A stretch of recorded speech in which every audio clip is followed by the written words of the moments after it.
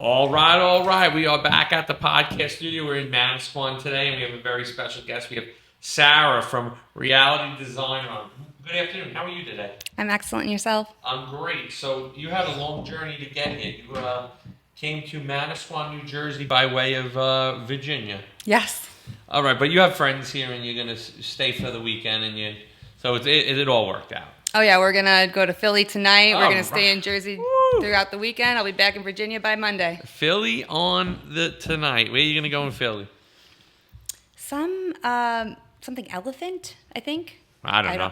I like Fat Tuesdays in Philly. It's just a place where they make those frozen drinks that you get like when you go to the island. So that's the only place I really go in Philly. But I haven't been to Philly in years.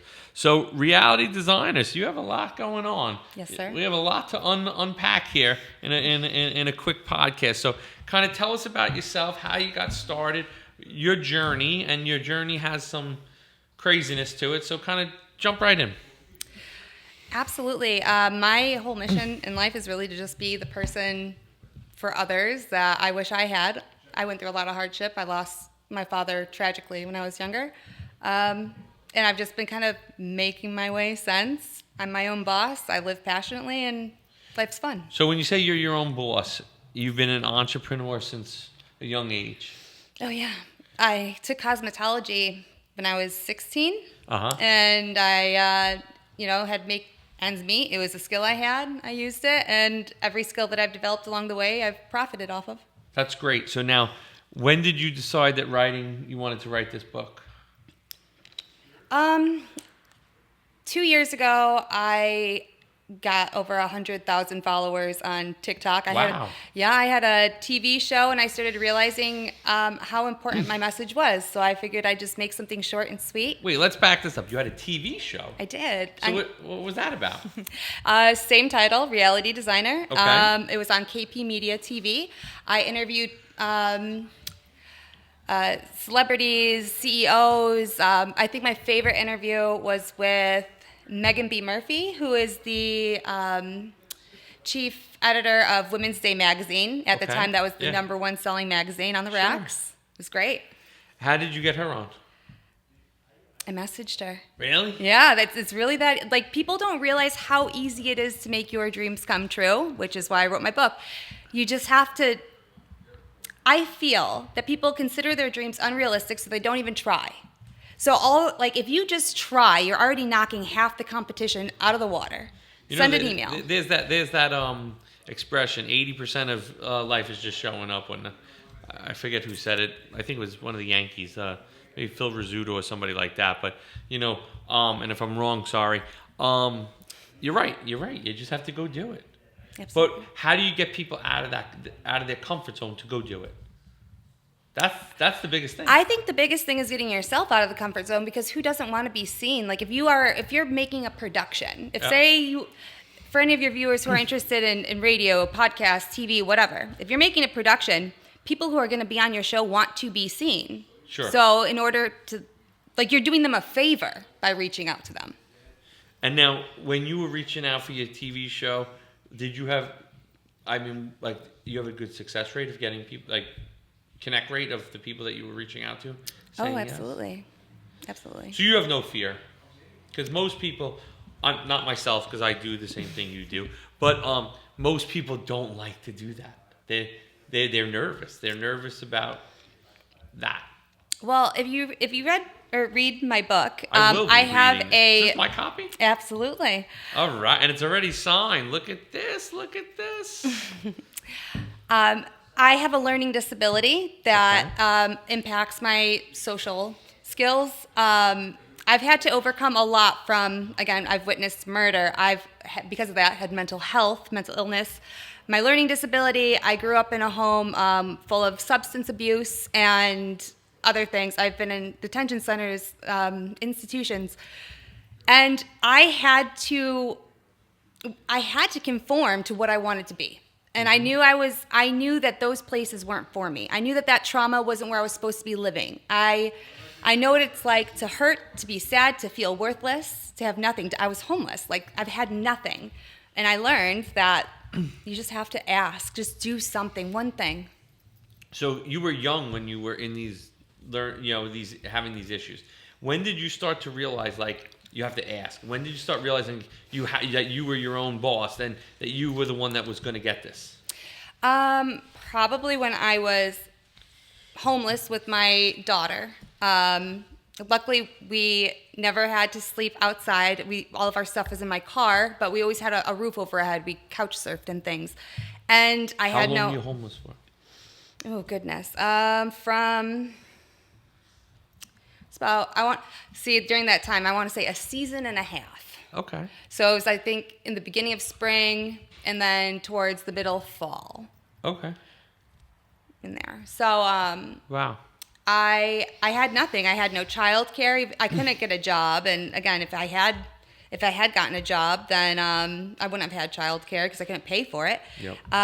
So I just started doing things like, again, the cosmetology, utilizing my skills. There was a time where I literally posted on Facebook, does anyone need yard work done? Do you know anybody and who... you did it? Absolutely. I did mulching. I did weeding. Did you do it well?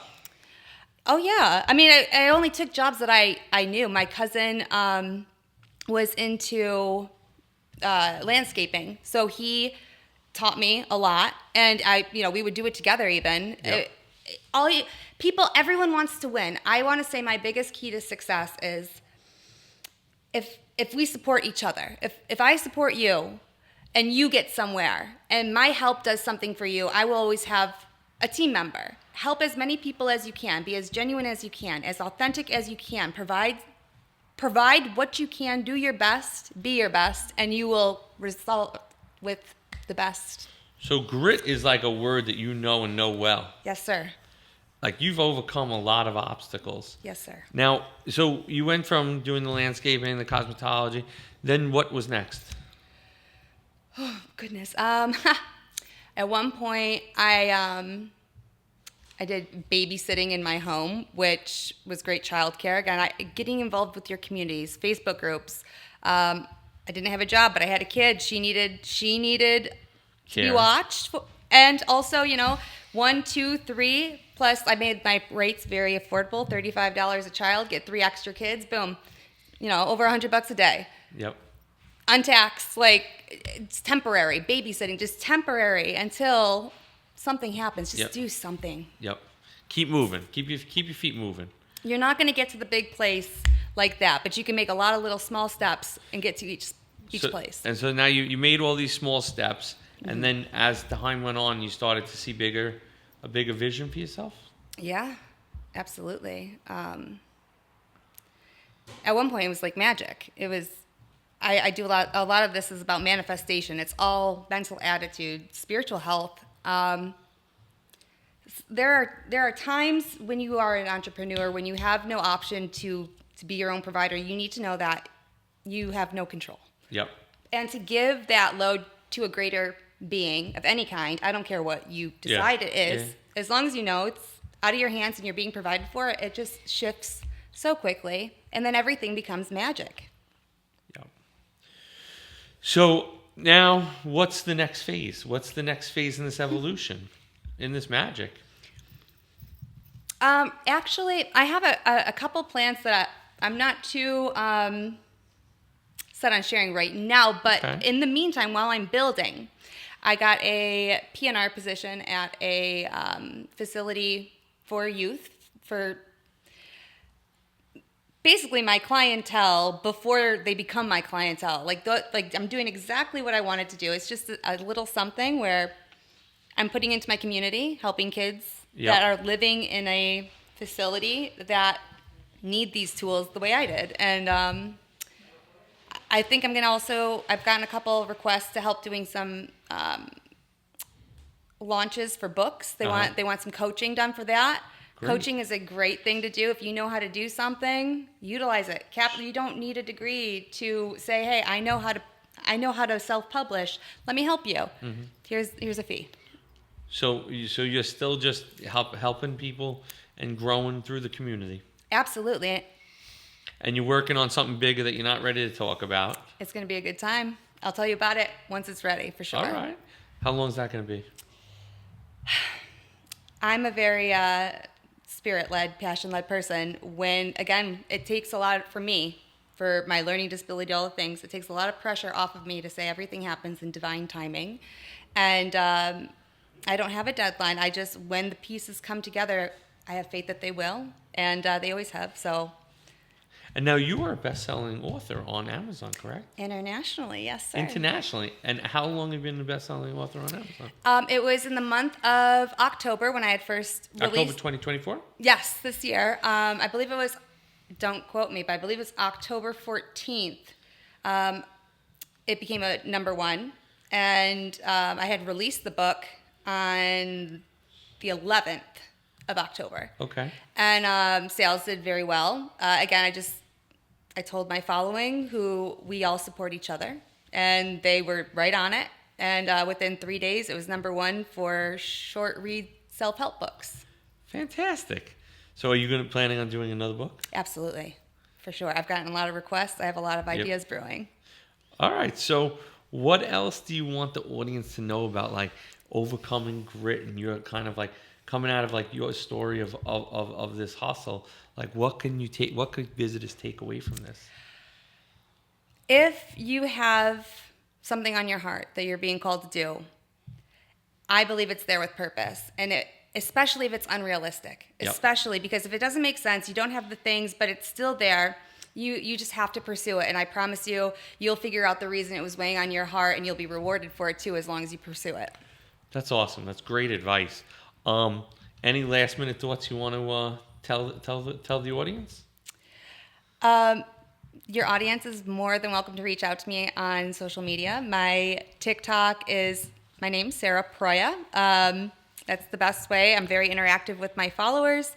You can how many TikTok followers do you have now? Over 155,000. Wow. And I'm very grateful. They're all really kind. We're a great community. We're, like I said, very interactive. You can go on Amazon, pick up my book. I'd love to hear your thoughts, your feedback. Go ahead and rate me and see if I could do better, or it'd be great. This is great. I can't wait to read it myself, and I'm going to follow you on TikTok today. Great. Hopefully you follow me back. I appreciate you coming in. Thanks for taking the long drive. Now go enjoy your weekend. Absolutely. You too. Awesome. Thank you for coming in. Thank you. Take care.